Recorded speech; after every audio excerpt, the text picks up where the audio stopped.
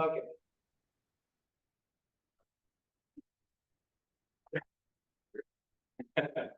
So welcome everybody to our summer semester Gamma seminar. This is our first talk. Today we have the pleasure to guest Loja Fernandes from the Department of Mathematics at the University of Illinois at Champaign. So let me tell a couple of words about Rui. Rui is it's Portuguese, yeah. You studied in Portugal in the Technical Institute, yeah, Superior Institute Superior Technical. Yeah, physics, engineering, yeah. I started physics. Yeah, okay. And then for your bachelor, then you moved to the United States, where you did his master in the University of Minnesota, and then his PhD under the supervision of Peter Albert on a completely integrable system. Yeah, I remember that. If I don't remember, if I remember properly. And then he moved again to Portugal, and then again to the United States, to the University of Illinois, where he is a professor, and he's well known for his work in the differential geometry, especially in quantum geometries, eclectic geometry, integral systems, and for the integration of the connected integration of the algebroids and the linearization of the cos linearization. Something like that. So thank you very much for being here. It's a real pleasure to be here with you. And he's going to talk about the integrability of the algebroid. So, Rui, the floor is yours. Well, thank you very much, Javi, for the invitation. Really great to be back in Poland. And also thank you, Bartos, for taking care of me this week and putting up with me.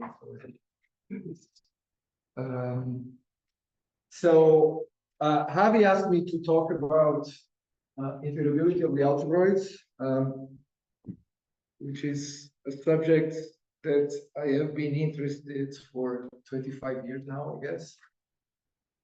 And so the talk is going to survey a bit these things for the last 25 years, some of my interest on the subject. And at the very end, I will mention two problems that I think are interesting.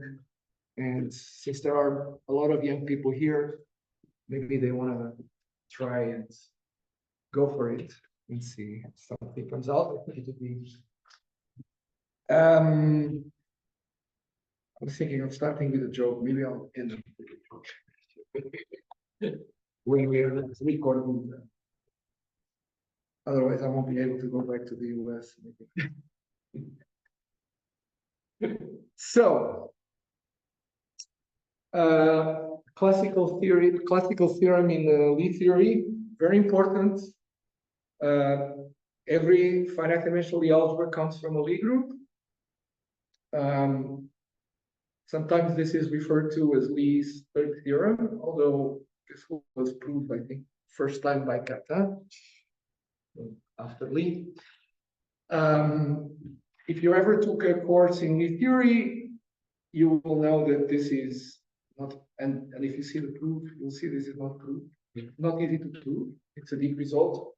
There are basically two ways of proving this result. One is algebraic, where you go through the classification. Well, you go through the structure theory of Lie algebras. You prove something called the Lévy decomposition, saying that every Lie algebra is a semi-direct product of a semi-simple and a solvable Lie algebra.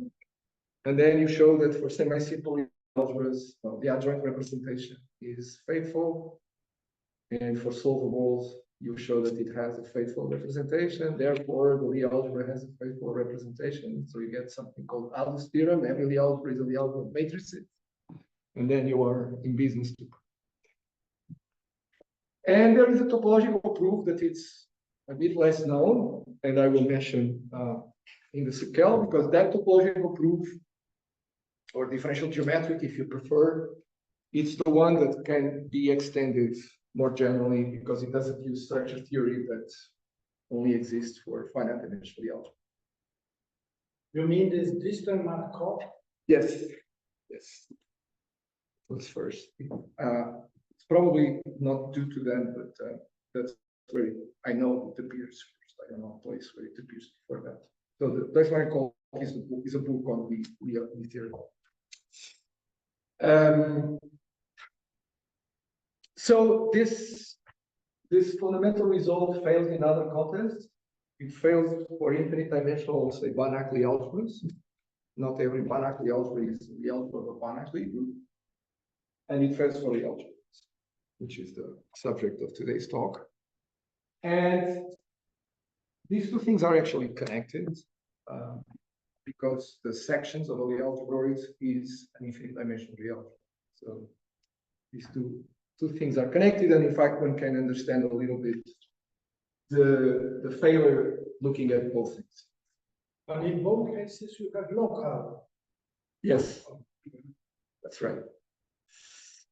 So why does this fail, and can we find when it fails? So that's kind of basic questions, and that's what's going to be the subject. So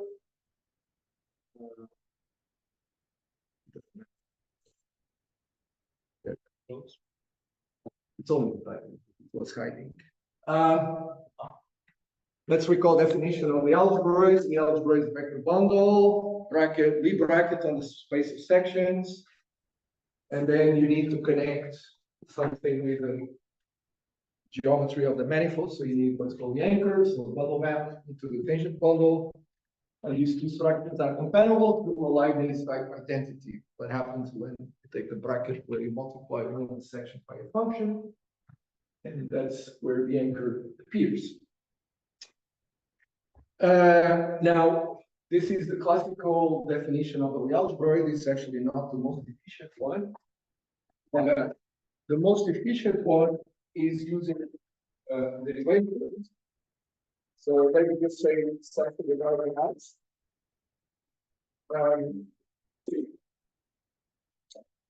So if you have a vector bundle, so this is, you can look at what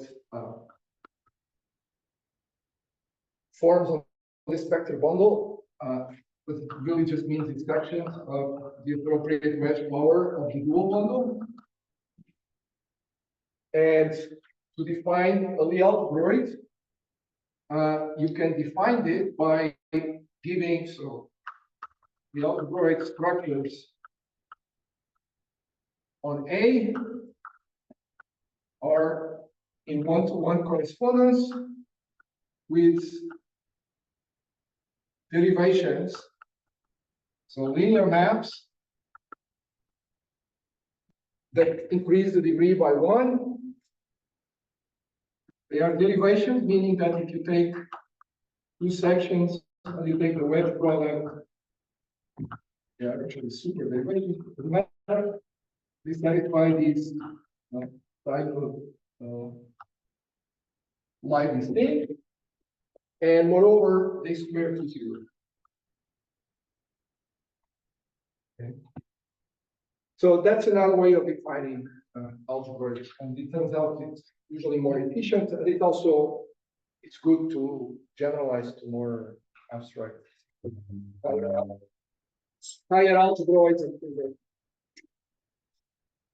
Okay, so two things that we're going to be using: algebroids of orbits, and that comes from looking at the image of the anchor. That is a distribution whose rank is not constant, but it's still integrable because these properties imply that the anchor preserves, sends the bracket of the algebroid to the bracket vector field. So the leaves of this distribution define the orbits of the algebroid.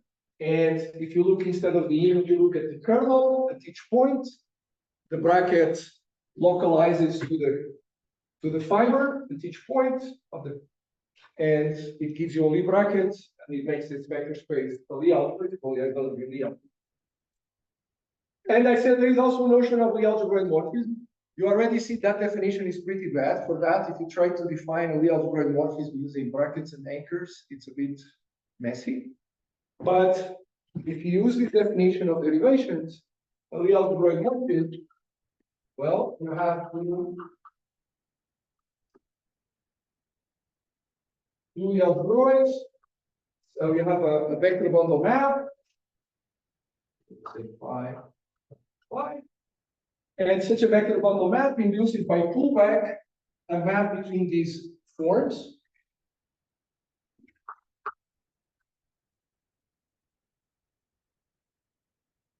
So here I haven't used anything yet about the algebroid structure.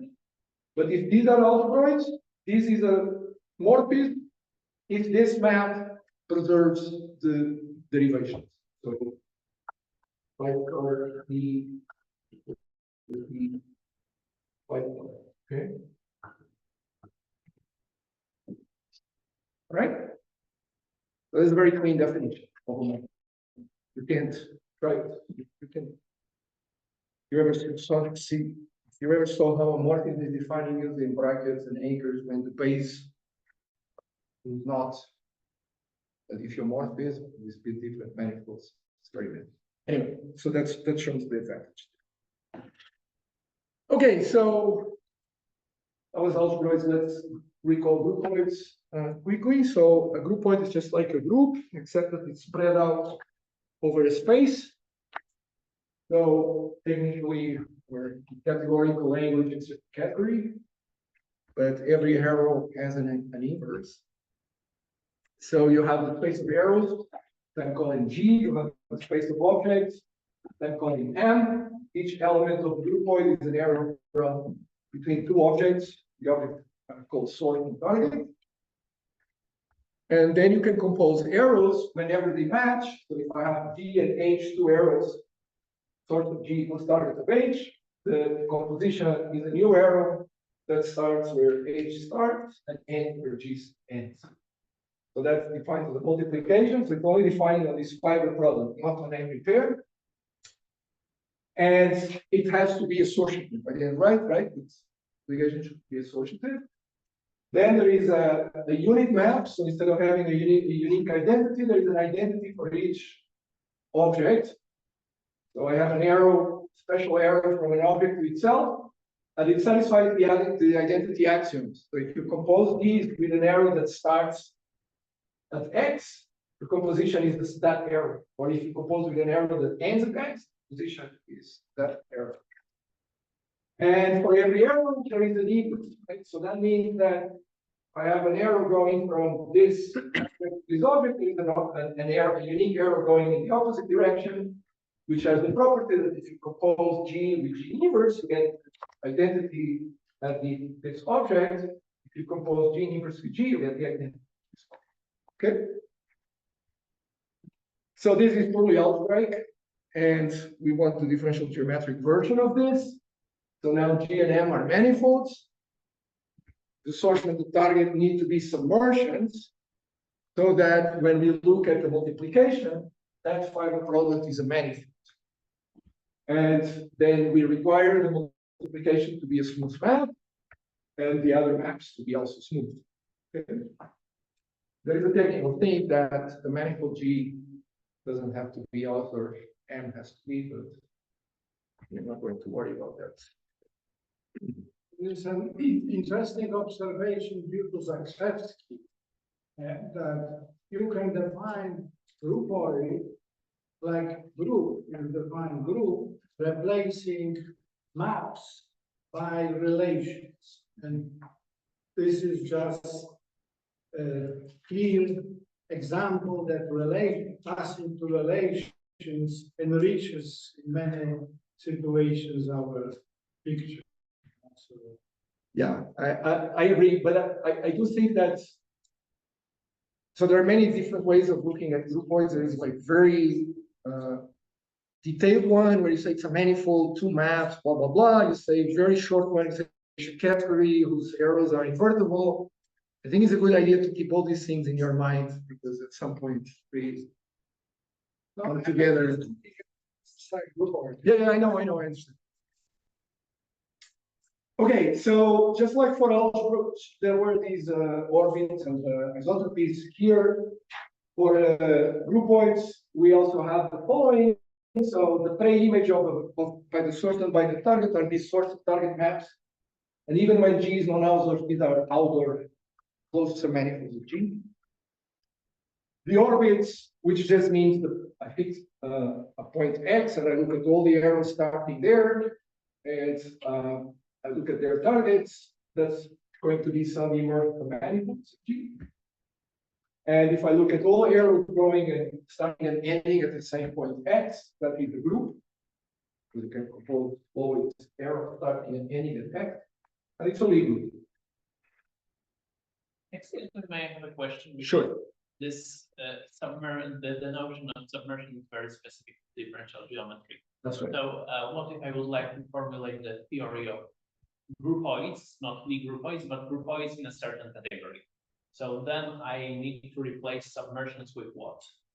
So the point is, you need the fiber product to be internal. The fiber product relative to S and target to be internal to your category. That's all. Yeah. That's all. Okay. So yeah, all right. So for groupoids, there is an obvious notion of morph. Right? It's a functor between these categories. Anyway, it's a pair of maps that maps arrows in G. So that's funny. I switch the one and the two. But it's a pair of maps that maps arrow in the first groupoid, whereas in the second groupoid and preserves composition.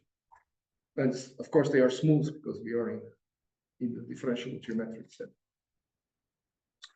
So given a groupoid, there is an associated with the algebroid. And this is just a version of the construction using for Lie groups, except that now we don't have a unique identity. We have a whole bunch of identities. That's the black submanifold there. That's I'm being M inside G using the unit map. And so if I have two arrows G and H, through each of them there is the source and the target fiber, and these G and H are composable. And so there is an HG there at the top. And now, what do I do to get the algebroid? Well, I take the tangent space, say, to the source fibers along the identity.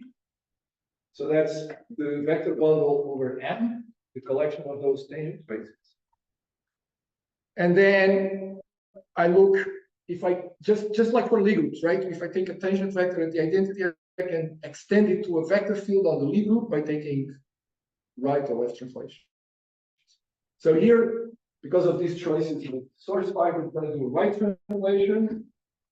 And if I start with the tangent vector at one of the tangent spaces there, so one of the fibers of A, what I can do by right translation is extend that to tangent vectors along the blue fiber, the source fiber, sorry, the target fiber, but they are tangent to the source fiber, to the green things. But I don't get a vector field just from one vector. But if I take a section of A, so a bunch of tangent vectors on M, and I do this right translation for every G, then I do get a vector field. And any such vector field is determinably determined by its values along M. So there is a bijection between sections of A and right invariant vector. And that allows you to define the bracket, because you start with two sections of A, you extend them to right invariant vector field, you take the bracket, that's a right invariant vector field, which you restrict. You have to M, and you get a new section. And for the anchor, you simply take a tangent vector and you project using, so this was tangent to the source fiber, so I use the target, the differential of the target map gets a vector tangent to M. That's the anchor. And you can check that this is an algebroid satisfies that's why it's type identity. And given a groupoid morphism, there is also an associated algebroid morphism, because you can see these going to take units to units, take fibers to fibers, so you can take the differential. That's going to map the vector bundle for this first groupoid to the vector bundle to the second groupoid. Now, can you see the round derivative on such a picture? So instead of thinking of algebroids, instead of anchor and brackets, you want to think of them in terms of forms. So what is going on? How do you get the derivation, right? Well, if I have a form in this sense, I can use right translations to extend it to a right invariant form, except that right invariant forms are foliated forms. They are not, cannot be applied to any tangent vector. They can only be applied to vectors tangent to the source fibers for right invariant. Anyway, they are like forms, and so you can take the random differential of those forms and then restrict to the identity, and that's the derivation. Again, it's easier than this expression. Yeah, but yeah, so identifying section forms on A with right invariant forms, you get your derivation as the random differential. Very good.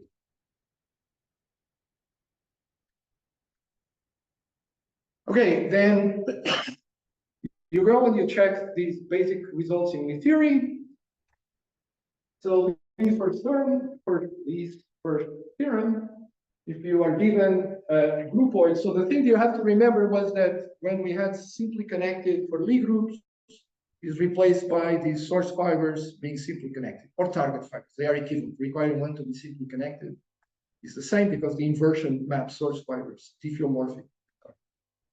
So given a source connected Lie groupoid, there is a unique source simply connected Lie groupoid, which has the same algebroid as the source simply connected maps to the source connected one, like a covering in the appropriate sense. So that's good.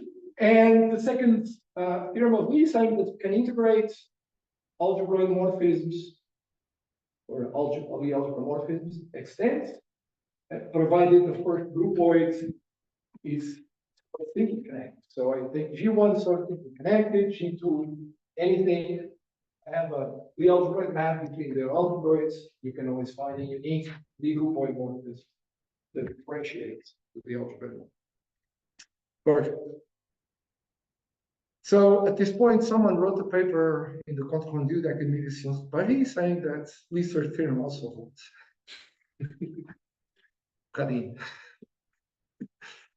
And then it took, I think that's like 68 or 1968. It took 12 years for someone to come up with an example that, no, it's not true. So actually the person that came up with an example was, had my name too, Rui. It was Brazilian, Rui Almeida. Yeah, so why? How do you see that this fails? I'll give you the example that they come up with.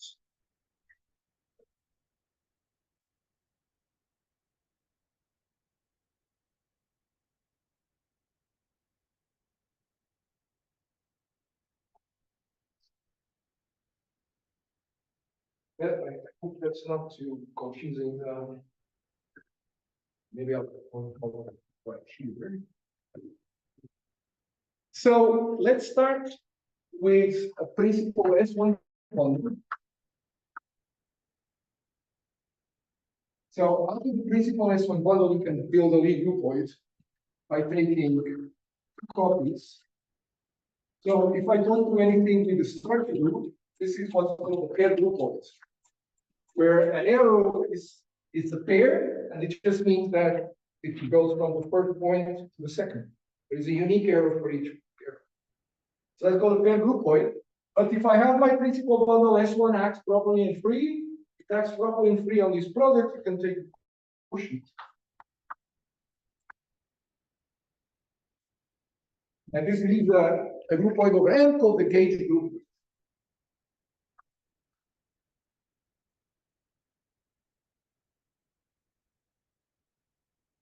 Okay, so that's our groupoid. And you can ask, what is the algebroid of this groupoid?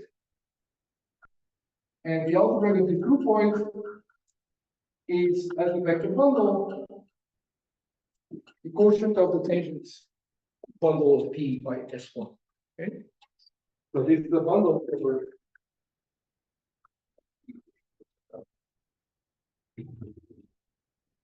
Okay, so this is called the ATIA algebroid. And if I choose a connection on this vector bundle, this features S1, so it's an ordinary form. This connection has a curvature, let's call this I. So the differential of theta is the fullback of the form, which is the curvature form. And this curvature form can be used to split this vector bundle. So this A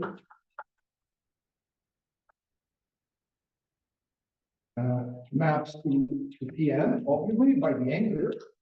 And the kernel is the trivial R bundle over M. We have the short direct sequence.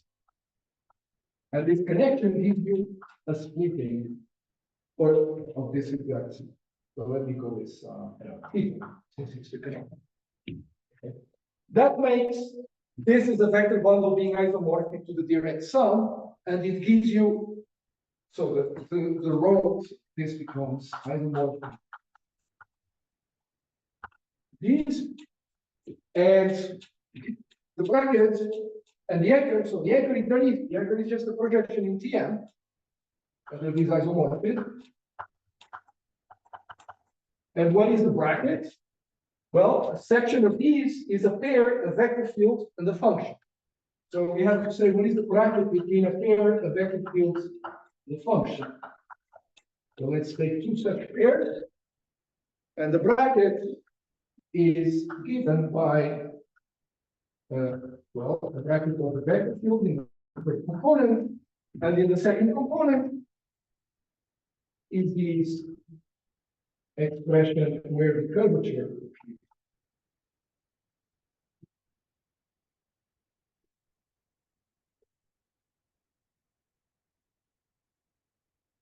Very nice.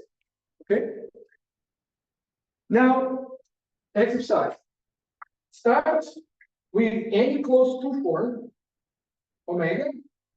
Define a Lie bracket or a Lie algebroid on this direct sum by taking this as the anchor and this as the bracket. It works. Get the Lie algebroid because the form is closed. It satisfies the Jacobian. Now, this form was the curvature form of this principal bundle. Being a curvature form of this principal bundle, something special happens.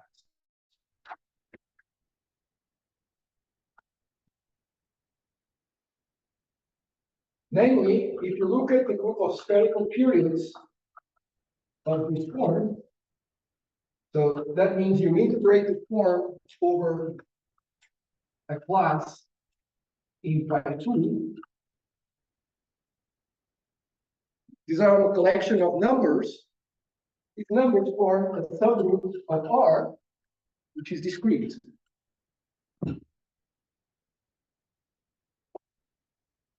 So that comes from the fact this is the curvature form of the connection.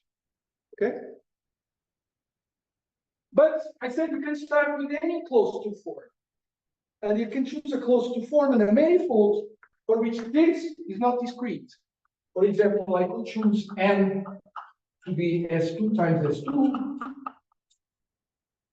And I could choose omega to be, let's say, the area form on S2. So pull back by the first factor. The area form on S2, pull back by the second factor. Now, if I do this, this is still discrete. But if I change here by a factor non-rational, say square root of 2, then when you compute this, what you get is C plus square root of 2. This was the area form for which the area is 1. So this is not discrete anymore. So that this algebroid, if I choose this form, doesn't come from a principal bundle. It turns out it doesn't come from any algebroid. And this is the example of Almeida and Molino. Molino was the advisor of Almeida. Yeah. Okay. So not every algebroid comes from a groupoid. So this was realized in '98. We're now in that space. This is something they found by the casualty that they was working and they noticed. No, they're working on something called transversally parallelizable foliations. And for transversal parallelizable foliations, there is something called the developing map. And by looking at the developing map, they would get an algebroid. And There is something behind that. there is a theory of foliations behind this. This didn't come out of thin air. So this was very, very surprising, by the way. So Kirill Mackenzie, which unfortunately passed away a few years ago, he was a student, a young person at the time who was very hard trying to prove the results of the least squares theorem. But he trusted that the result was true.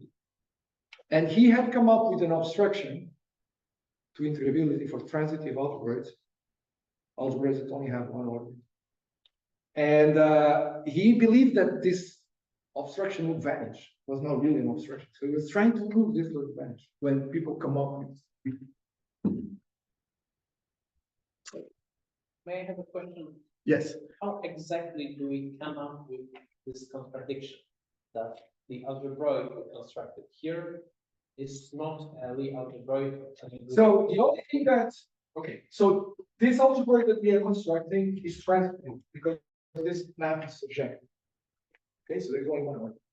If you have a transitive algebroid, if you look at this, if it's integrable by a groupoid, you look at source fiber of that groupoid, and that's a principal bundle. Okay. And because this is already split like this principal bundle would come with a connection. And this form would be the curvature of the connection. So that almost shows that that's not possible. There is just one little detail, which I choose here S1. And this could be R instead of S1. Okay. There is no reason why the algebra integrating this principal bundle will have Lie algebra, the structured group will have Lie algebra R, but R can be integrated to S1 or to R. Okay, so there is something there. And that's also the reason why I chose the spherical periods, which is not a pre-quantization condition. Pre-quantization condition is using instead of pi2, H2, not pi2. Okay, and this here is important that it's pi2, not H2, but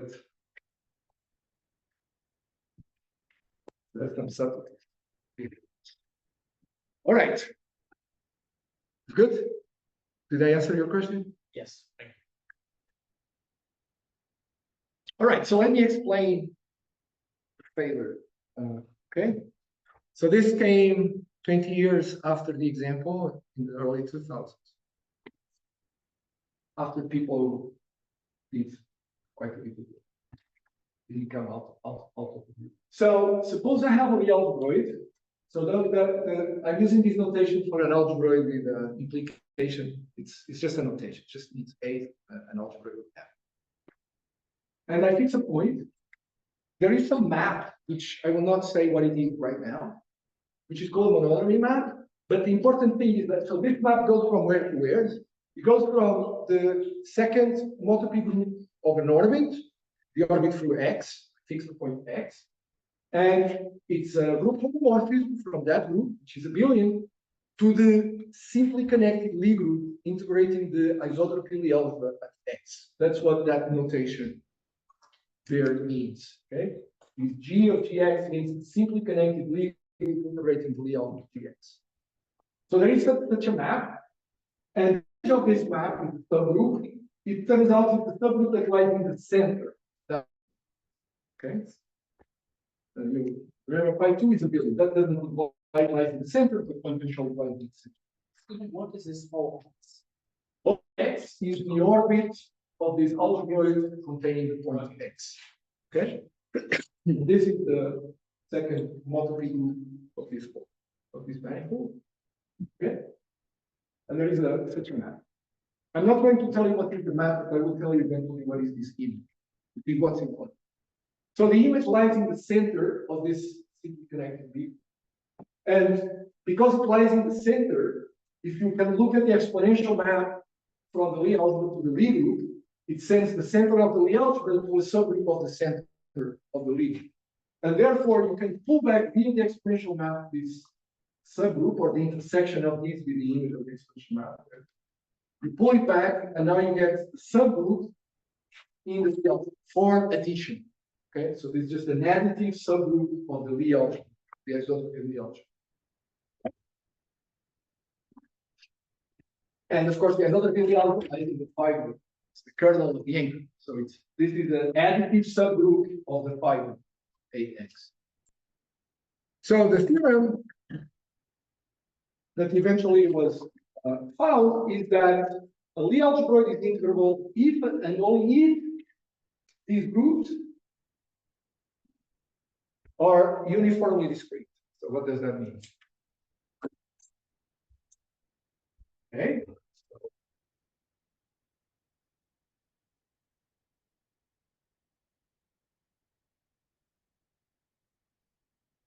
So remember I said these are some additive subgroups in the fiber.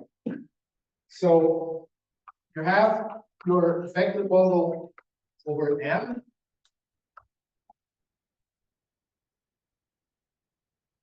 It has fibers. These are the fibers. And this is the zero section of this vector bundle.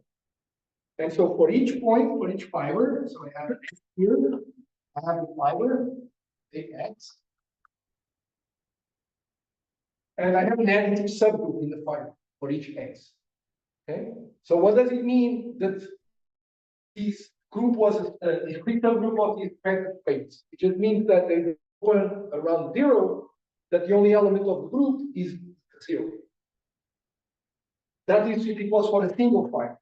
What does it mean uniformly? It means that there is an open around the zero section, some open, such that the only elements of the monodromy groups for every X that lie in this open are the zero X. Okay, so uniformly treat exist open such that U intersect with elements A, 0x, or every X. Okay? So they are discrete, but they are discrete in the form way. Could be that they were all discrete, but this thing is getting, as you approach at this point, was getting smaller and smaller. Okay? That will still be discrete, but will not be uniformly discrete.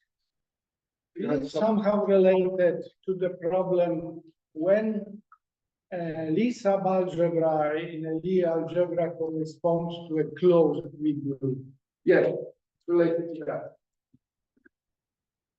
So if the group point was integrable, that's maybe one way of thinking about that, those monodromy groups.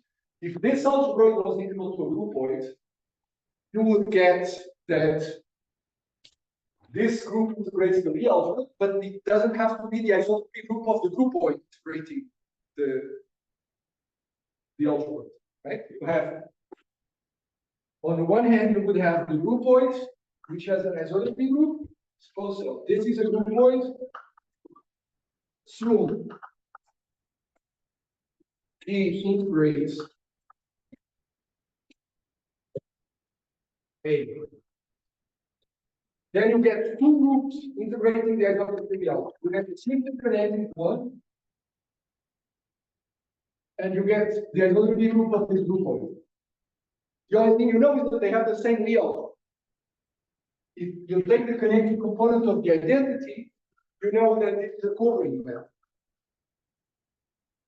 The kernel is exactly these nx that I defined. If it is integral. And therefore, this has to be discrete in there. if it is integrable.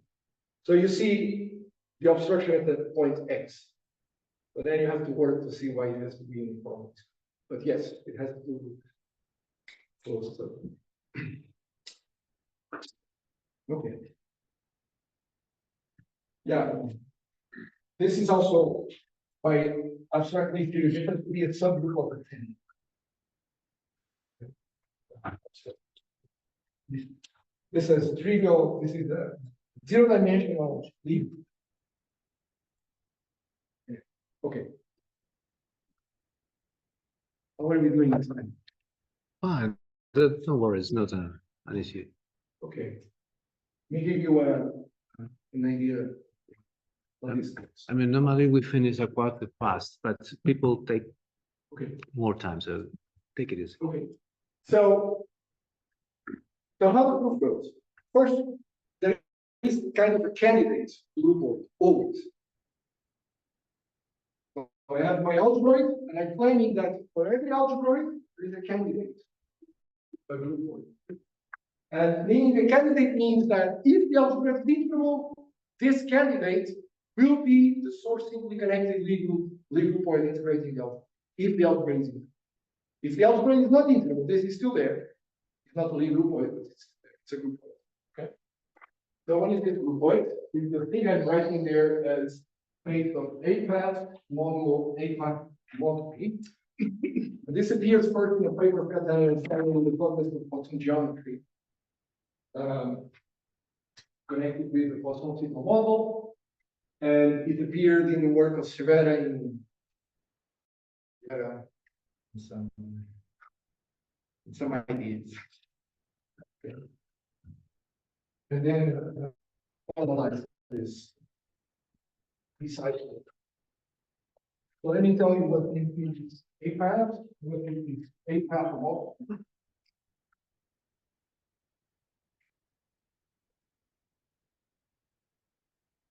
So what is an A path? Well, it's simply a path that I will use I for the interval 0, 9 in the total space of the vector bundle. So that means that if you project when it covers an ordinary path in space, let's call it A.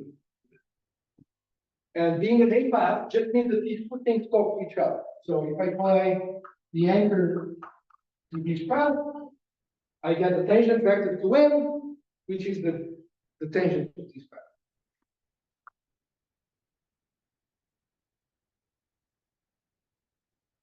So that's what an A path is. Now, if you're still thinking of A as a path from I to M, you can think of A as a path from the tangent of the interval to A by associating lambda dt with lambda A. So any such path determines the vector bundle map from the tangent of the interval to A. And it turns out that this condition, what it means is that this is an algebroid model.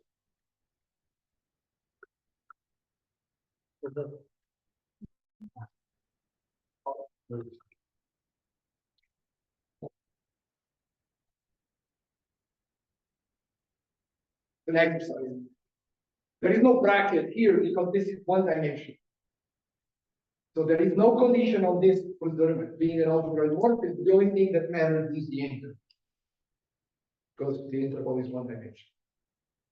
Okay. So being an A path is really just means it's an algebroid morphism from the tangent of the interval to A. So now, what is an aomorphy? So now an aomorphy is going to be an algebroid morphism from the tangent of the square way, an algebroid morphism.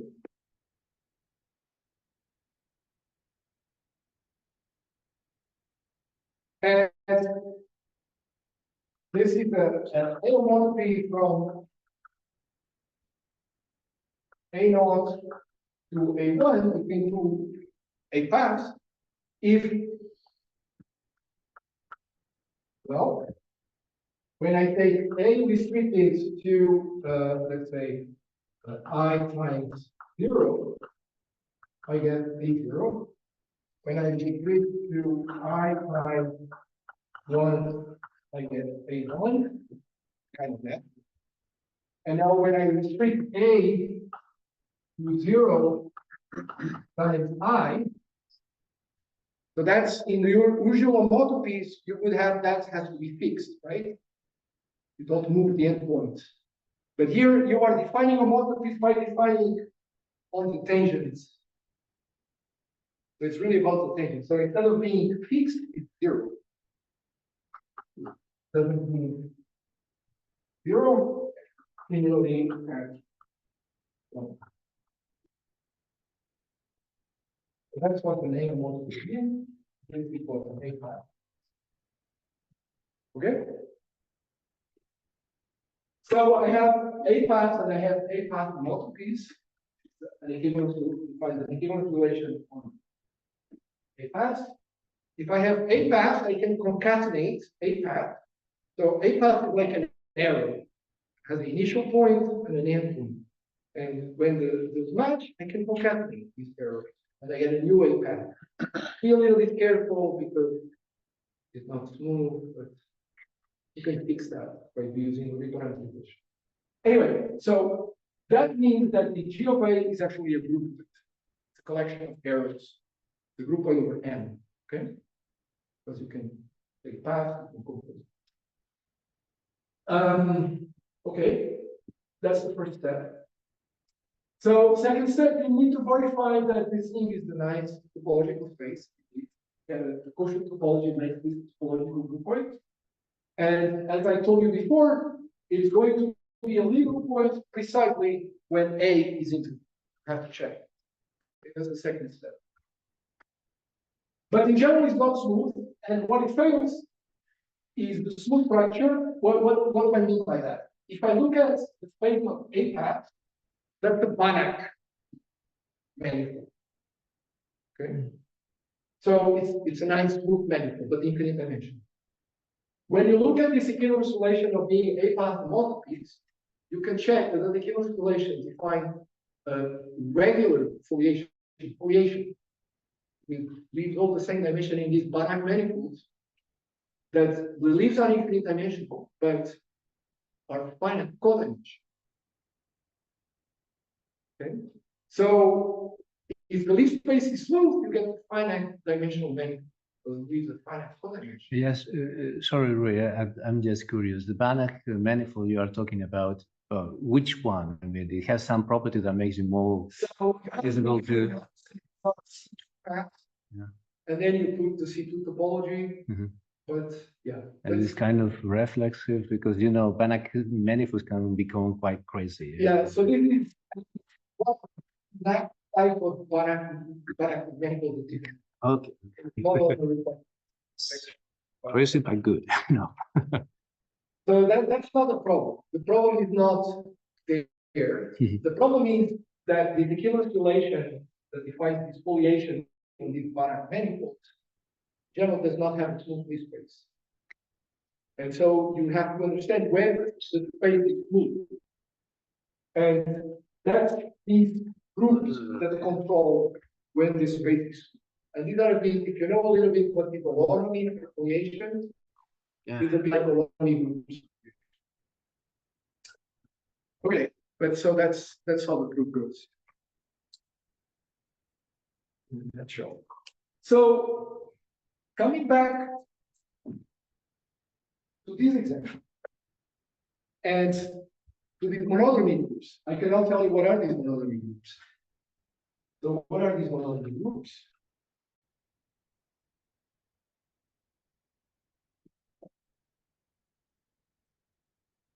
So first thing, this is what Westermann called basic indeed. They simply connect Lie group integrating to the output GX can be expressed as a special case of this construct as G path. The algebra is the output D. model by G X path model.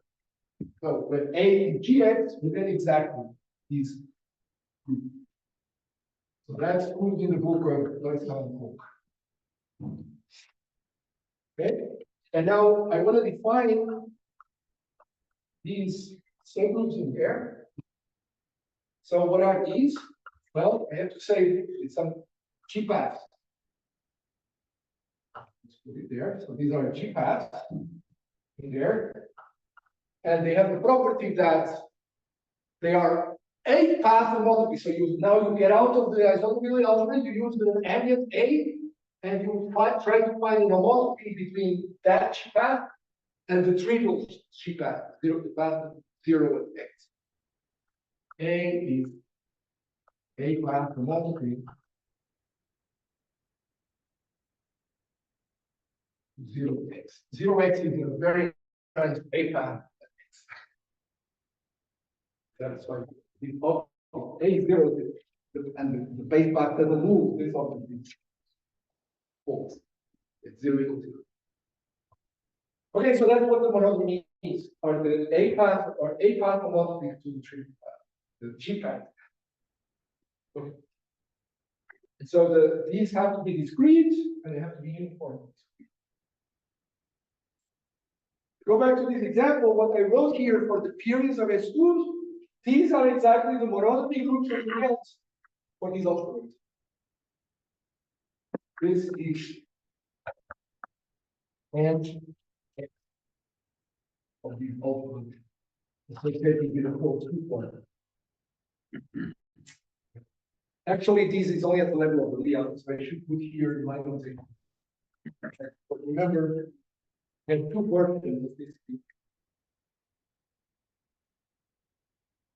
So I have the version at the level of G of the group, and I have the version at the level of the layout. I fully recognize this is the level of the group.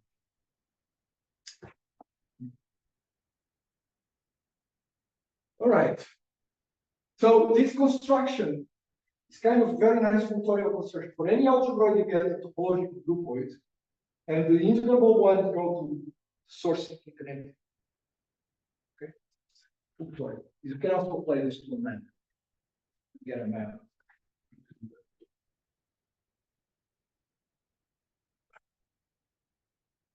Now, these topological groupoids are generally non-Hausdorff.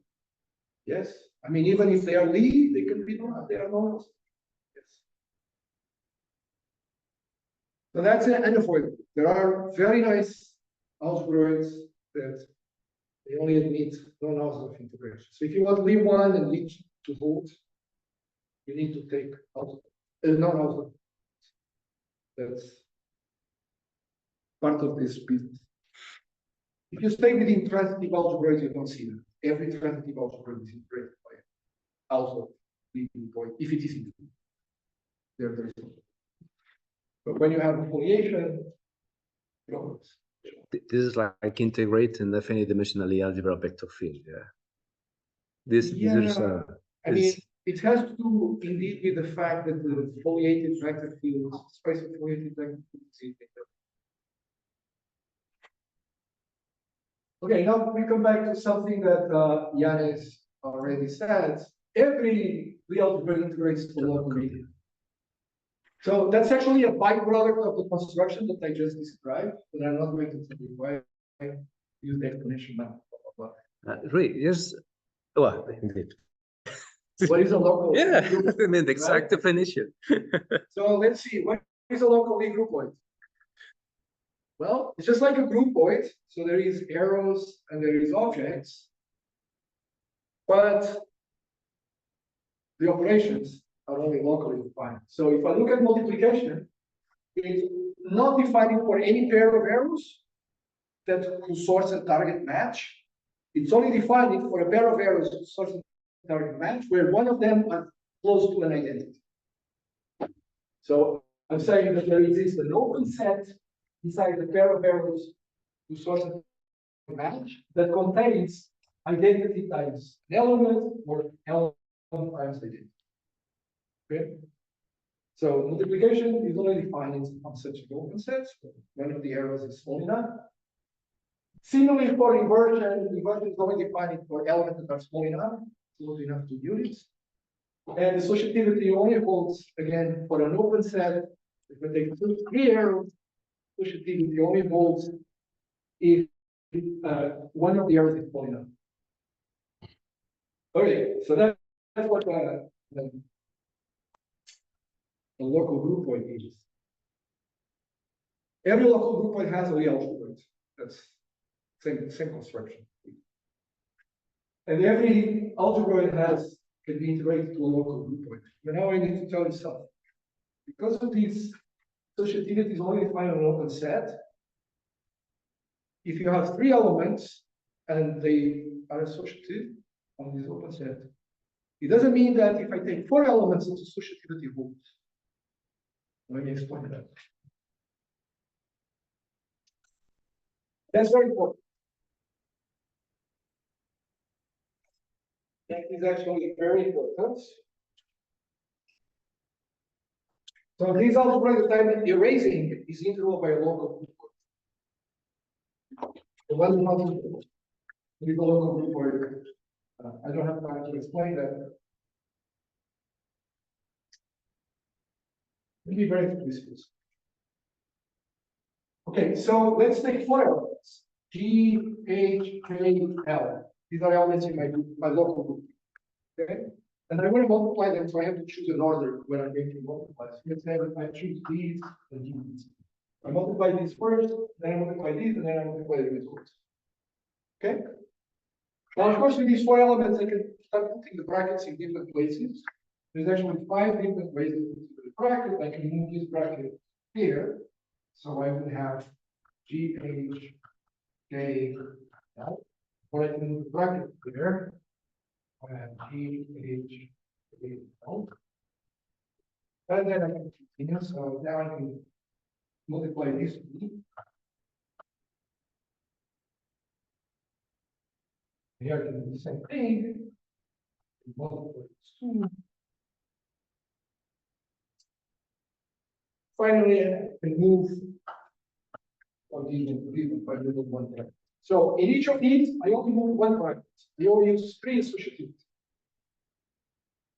But now the problem is that maybe this is defined, right? To define this product, I need this to be defined, this to be defined, and this to be defined. To define this product is different. I need this to be defined, then I need this to be defined, and then I need this to be defined. Okay, so it could happen that it can happen. This is defined, this is not defined, this is not defined, and this is not defined. And now I don't know if this is equal to this. I cannot use 3 associativity. So 3 associativity in a local group point, 3 associativity does not imply 4 associativity. And in general, n associativity does not imply n plus 1 associativity.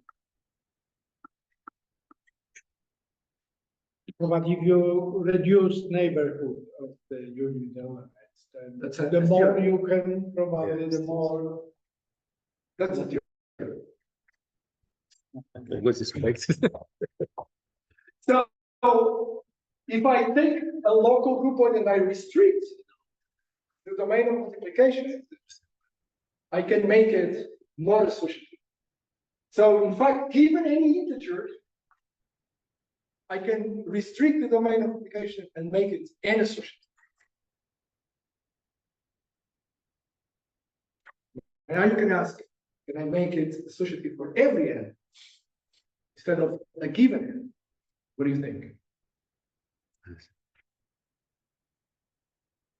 So in this theory, there is a very classical result by Maltsev that says you can do it always. So I'm going to call this globally associative, if it is associative for every n. Okay.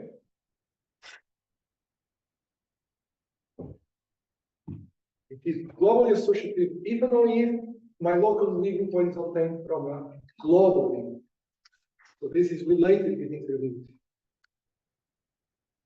Okay. It's another way of thinking about the failure of integrability. Failure of integrability means you can integrate a local group point, but you cannot make it globally associative for every n.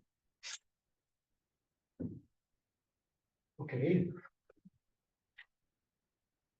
So this for Lie groups, this is the theorem of Malset, but there you can always do it. And then for Lie groupoids, I did this with a PhD student of mine a few years ago. So how do you get this? It has a very nice construction to get these. So you start with your local groupoid, and I'm going to try to make it a groupoid. So what do? I take words whose letters are arrows in these groupoids that could be multiplied in the sense that the source and the target match. Okay, so it's a string of arrows that source and target match. But remember, not every pair can be multiplied. So I'm not saying that they can be multiplied. I'm just saying I choose arrows to source and target match. And I take all those words for any number of string. So that's the WG. Well-formed just means that the source and the target match. That's what I mean by well-formed words. Instead of arbitrary words, they are well-formed in the sense of source and target match. And there is an equivalence relation on these words, which is exactly when in two consecutive arrows can actually be multiplied. So if GI and GI equals one line, the domain of multiplication, I can multiply, and I declare that that word is equivalent to the one obtained by multiplying. This generates an equivalence relation on the set of words, of well-formed words. So I can take the well-formed words and look at the equivalence classes. And that's a groupoid over n. By starting with a local groupoid, I form words, and I take this equivalence relation where I concatenate consecutive. So this is exactly like for local groups. Yes. Yeah. You can do this for local groups. And that was done in Malset. It was done also by Fernandes in a paper. Where I learned. Okay, so this is what's called the associative completion of this local groupoid. Okay. You can actually do this for algebraic groupoids, or algebraic local groupoid. That sounds weird, right? Because I use open sets. Well, it doesn't matter. You just declare subsets instead of open sets. Right? Without topology. Anyway, but so any local groupoid, local Lie groupoid, you can define with associative completion. Is a groupoid brand. It's a topological groupoid because, of course, I can put product topology in the union of those things, and I take the portion topology. I get a topology here. This is a topological group. Okay. And there is, of course, an inclusion of the local groupoid I started with in this associative completion because I map an element to the single word, to the equivalence class of the single word made of that element. So that's called a completion map. So G maps into, I'm not saying this is injective, just saying it maps. It's not injective. So this is another filter that's from a local groupoid gives you a topological group. A bit like what we had before, from an algebroid giving you a topological groupoid. So now it's from a local groupoid giving. And it satisfies some universal property, which is if I give you any Lie groupoids and any map from the local groupoids that I fix G to this global groupoid, any morphism, I can extend that morphism to the associative completion and get an honest morphism groupoid. That's the universal property. And the uniqueness that characterizes the associative.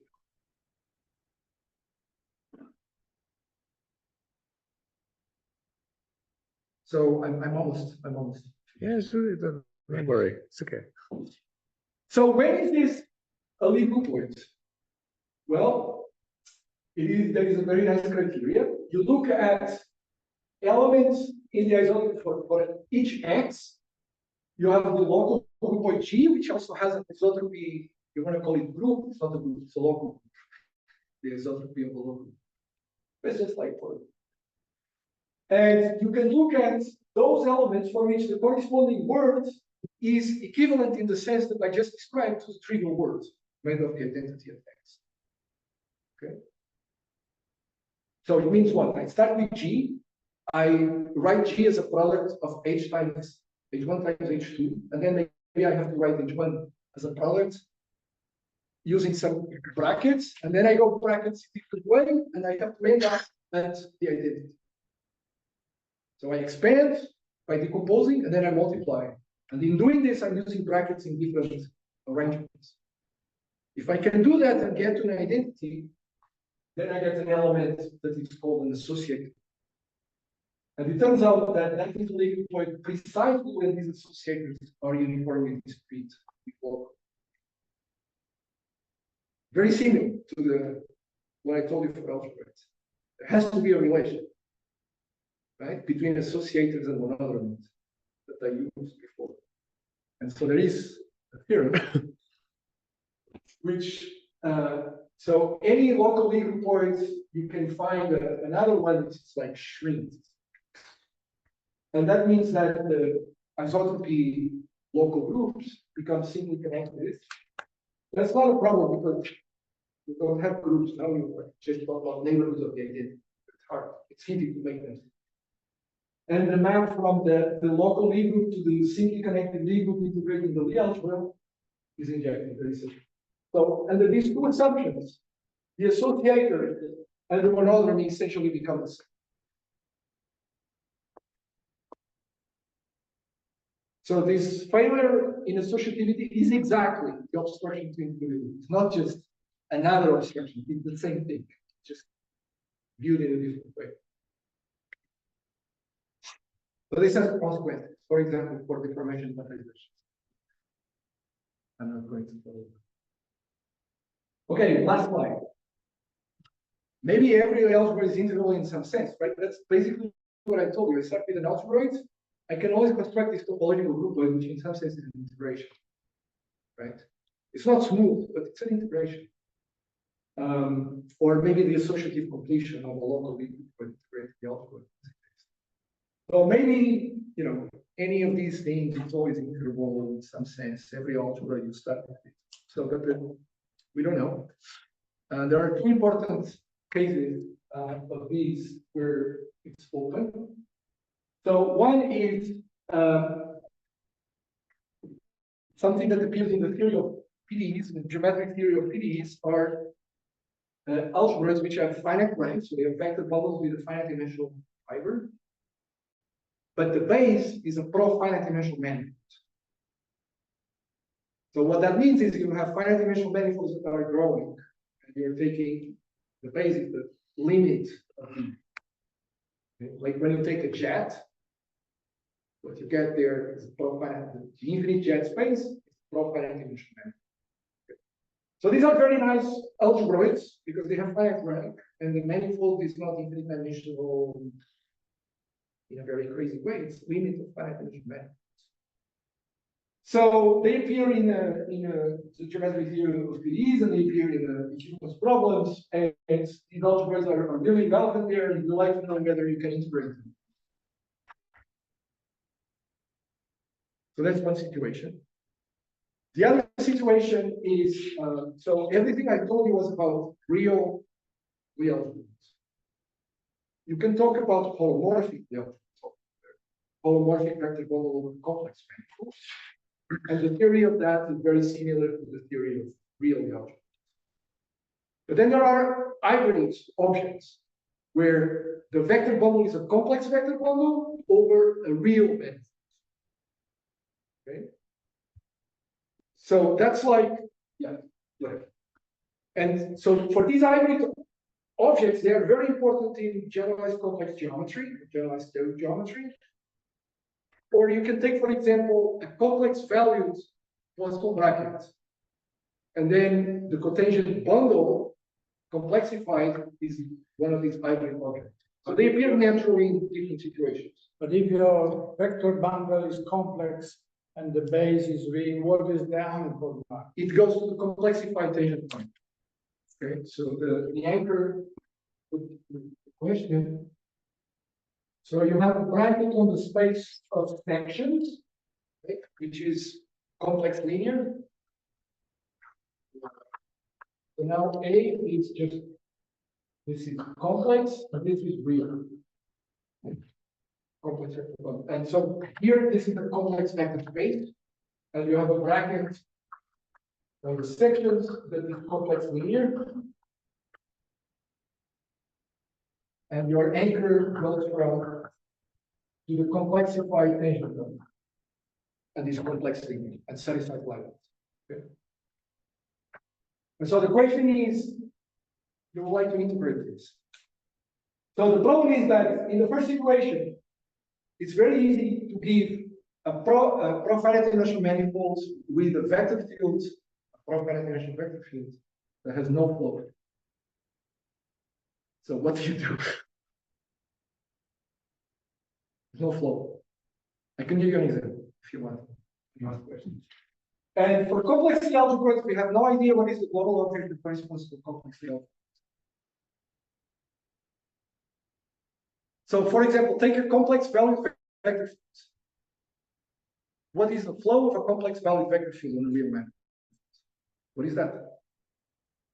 We don't know. So you need new ideas here. So that's the challenge for you younger guys. Come up with ideas for these. You really need new ideas, and young people usually are very good at coming with new ideas because their minds are not polluted with ideas that other people have. That you really need to come up with new concepts for these things. Okay, so let's see. Thank you very much.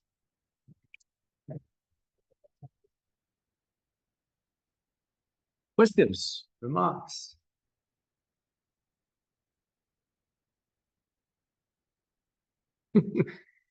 Should not be afraid. No, yeah, I mean, yeah.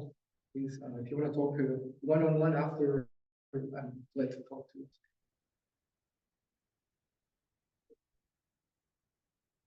I'm just One thing about, let me just say one thing, because I'm getting old, I think I can start saying this.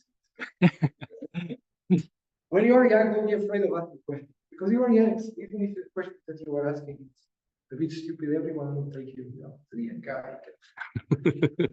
Don't be afraid of asking questions, but that's the only way to learn. interact in math and to ask questions. Just socialize in math. It's very important. Anyway, okay. One stupid question, for example. You know, yeah, you can apply this. The stupid example one of my students maybe is attending is focused on is something like, you know, you have a Lie group acting on a manifold. I don't know if Lie group. You have a Lie algebra vector field, yeah, any dimensional algebra vector fields, and you want to integrate it to the Lie group, but you know, normally you cannot do it unless they are complete, yeah, all of them. So, as you can understand, it is like the algebroid, yeah, with the vector fields in the typical way, and you apply the theory, the integration of this algebroid. So, for sure, there is always a local algebroids integrated with vector fields. When they are transitive, you have the action group algebroid, and in the middle, what happens is what conditions give you that you can manage with this example with a Lie groupoid or some groupoid, how they look these conditions of integrability in this case. Something practical, because you know it's something that appears in many examples in PDEs. Can I somehow make this disappear? Because otherwise the screen, yeah, sure. yeah, Can you give me the projection, because it becomes very annoying. Okay, can you give me this one, the white pilot? Yes. This one? Yeah.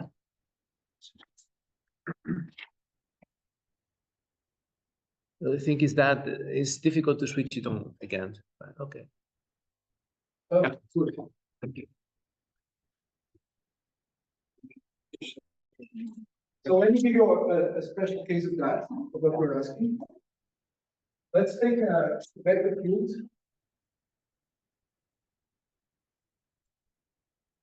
And let's assume this vector field is not complete. Yeah. So I'm not going to assume it's complete, it could be not complete. maybe. Okay. But that's the same thing in for you, what you're asking, as the Lie algebra action of the building the algebra R on the manifold M. So let's say.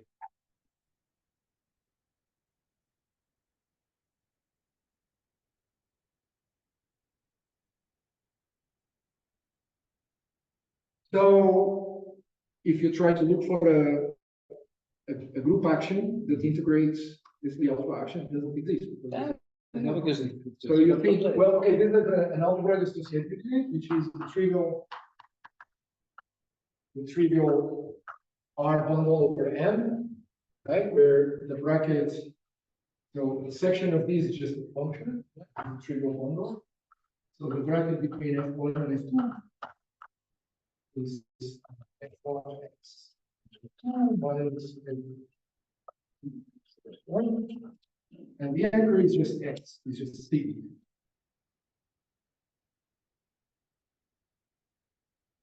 So yeah, if this integrates to a group action, this algebra integrates to, so if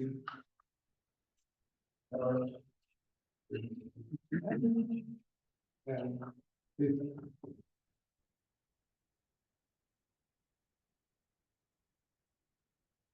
breaks to this thing where an arrow here, so it's a pair of lambda and an X, an arrow from X. Those are the arrows. Okay. So you say, well, but if this is not complete, I don't have this, so this algebra is nothing. You can choose another thing, yeah. Right.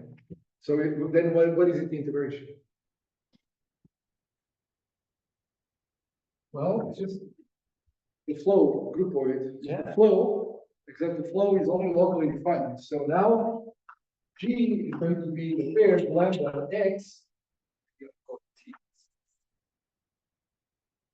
And you only Such can, that the flow starting at X, close the vector field starting at X, exists. last with That's another like one, two. yeah, you pick up the other, yeah. So the flow through X exists. The pair belongs to G if this flow exists after magnitude. And this is an arrow from X to this point, right here. And this is a perfectly nice groupoid integrating. This is an open subset in R times M. And it's a small groupoid integrating these algebras. This is what my student did. Okay. But the funny thing, it starts when you put two vector fields, put in the algebra, yeah, and Right. then you have to mix the flows of two vector fields and to integrate. So Right. there, things Right. become. It is true that for any Lie algebra action, it doesn't matter if the vector fields are complete. It's always, there is always a groupoid. It's similar in spirit. But the reason why I wanted to get a little bit into details in this is exactly from these last two problems that I posed. Mhm. Because this is kind of like the very basic thing that you need to start integrating algebras. And so, in the case of profinite dimensional manifolds, let's take the R. So these are just sequences. Infinite sequences. This, of course, is the limit of R containing R2, containing R3.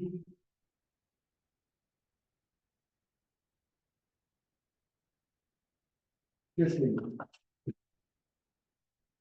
So, let's not go into the topologies and stuff.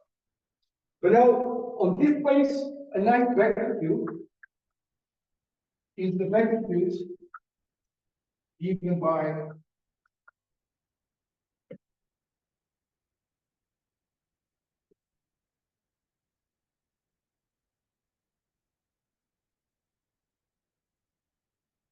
Total derivative. Total derivative. So what is the flow of this vector? Now, the answer depends where you work. So, if you identify a sequence like this with the jet of the function at the origin, so you can think this is like a jet. So inside here, you're going to have germs. Maybe not inside. You can look at germs at zero of smooth function. Or you can look at germs at zero of analytic function. If you look at analytic functions, the flow of this, it's very simple. It's simply take a function and translate the function by t. That's the flow.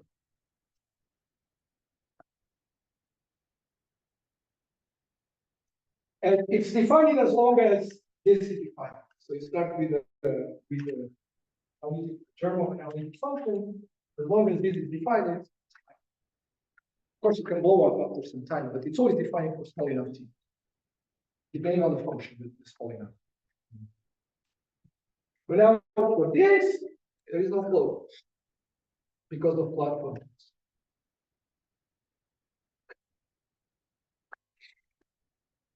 So that's the kind of problem you find in these profiles dimensional methods.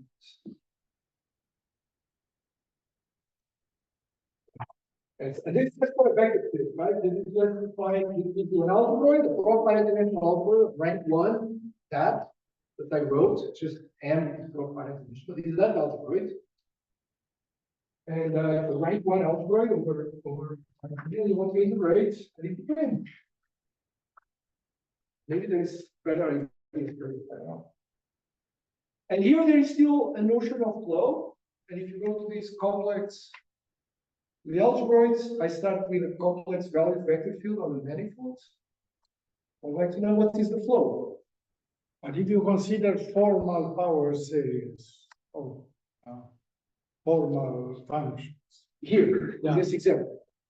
Yeah, I mean, if you consider formal power series, again, the flow is not well defined.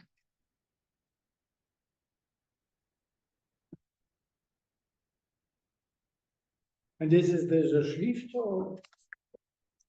No, it's not defined as for formal power series. The same, it's basically the same problem with Schwann functions. Simply. Any power series can be represented by a full function. Yeah, something. Yeah, but it doesn't matter. I mean, already any power series is the jet of a smooth function. So, yeah.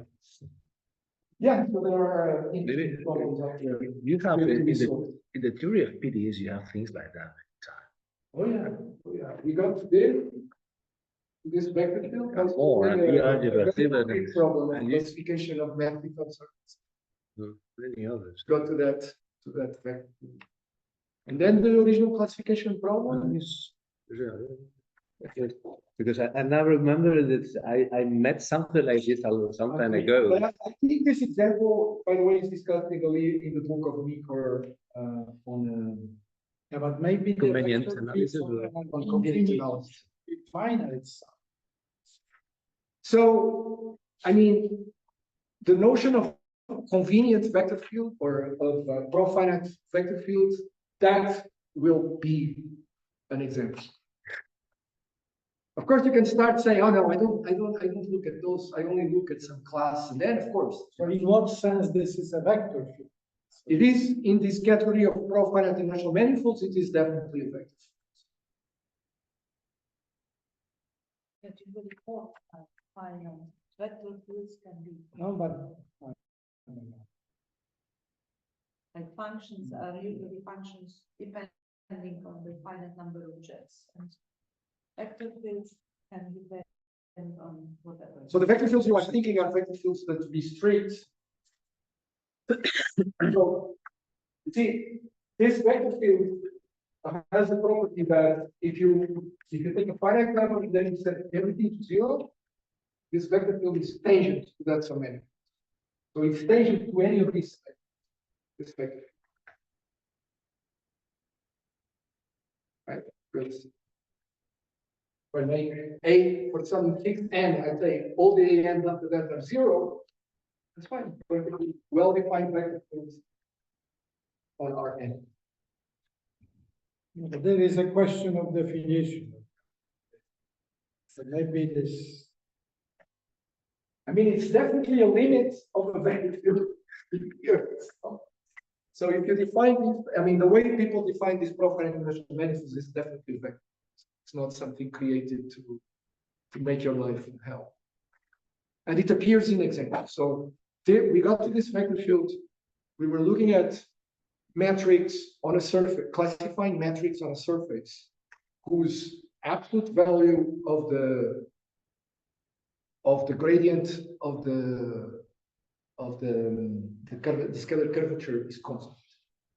So you want to now start with surfaces, two-dimensional surfaces, Riemann surfaces with a metric, and you're required that comparing the derivative of the scalar curvature plays one. You want to know what are the surfaces that have a Riemannian metric for which this condition is. And you go through some way of doing this, and you get finite dimensional algebroid that splits into a product, and one of the factors is the algebra coming from this vector. And to solve this problem, you have to integrate that algebroid. If you integrate that algebra, you find the solutions. And vice versa. If you have solutions, you get, in some sense, integration. In some sense, you get. So it's not like coming out of somewhere crazy. It appears. And Rui, I have a practical question because the seminar is for many students who want to start making research or thinking of, if we are thinking about this profinite algebroids, where one should start learning? What do you recommend to start with? I mean, there is a bit of literature. There is not any book that I know of. Yeah. So it's like a bunch of papers that people have used these profinite dimensional things. So I mean, I can, if people send me a message, I can give references. Okay. But I don't have a book that I can say, look at this or this. Okay, so we'll try. Maybe there's a book, but I don't know. Because our students sometimes when there is some type of research topic where there is not a book, Right. there is a bunch of papers they used to make bachelor or master thesis. When what they do is just to make an introduction with the saying, oh, you can start with this, and this is something that they use to start with. We will let, if you are available, we will be Sure, but that's also something that if you want to do math, you should learn how to look for things. but are the vectors of your vector field equivalence classes of smooth curves in this profiling method?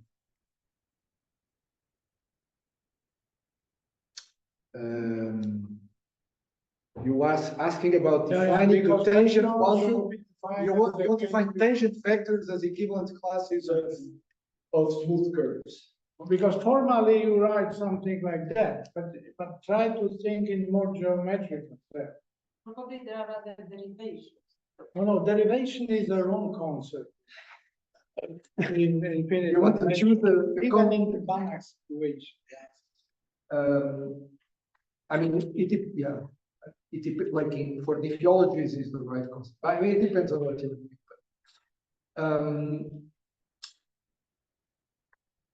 Yes, I want to tell you yes, but I'm not sure, so I'm not going to. And since this is being recorded, Yeah, because we can discuss. what are smooth curves in our infinity? oh, that's fine. That's not a problem. These you can make perfectly sense. Yeah, and That's perfectly fine, and it's basically a curve for each all these components. Yeah. Don't worry. That's just. And That is perfectly fine. I'm almost sure that it's true that the vector fields or that the tangent vectors can be defined as equivalence classes. I rather think, Huh? I think, You think not? I rather think that this type of vector field rather comes from understanding this as a derivation on the set of functions. The functions are usually defined, they depend on the finite. So this is the But- taking direct limit and inverse limit, yeah? So, But I mean, there are two different things. One is to define a tangent vector, and I'm saying that I believe, but maybe I'm wrong. You're right. That the tangent vector can be defined as an equivalence class of curves, as one can do for finite dimensional manifolds. And then once you have tangent vector, you can define tangent bundle, and pro-finite dimensional vectors can be defined as sections of the tangent bundle. yeah, so even in the Banach case, this is a difference between velocity, tangent vectors and derivation. But that's one of the Physically, only the first makes sense. yes, but this is one of the points, which is pro-finite dimensional manifolds are much closer to finite dimensional manifolds than Banach manifolds. Okay. But maybe this problem appears already. But in general, this is the philosophy that they are much closer. than- Yeah, of course, you have in mind infinite jets or something. For example, It's well, when I learned this, it was like an approximation in the limit or something. So, but it's pretty much behaves like the finite dimensional calculus. but yeah, I mean, yeah, unfortunately, there is no existence as uniqueness here for these in finite dimensional manifolds. In general, so. Okay, is there any other question? No, so thank you very much. It's been a pleasure. It's been very. My pleasure. Yeah, Tavi, finish the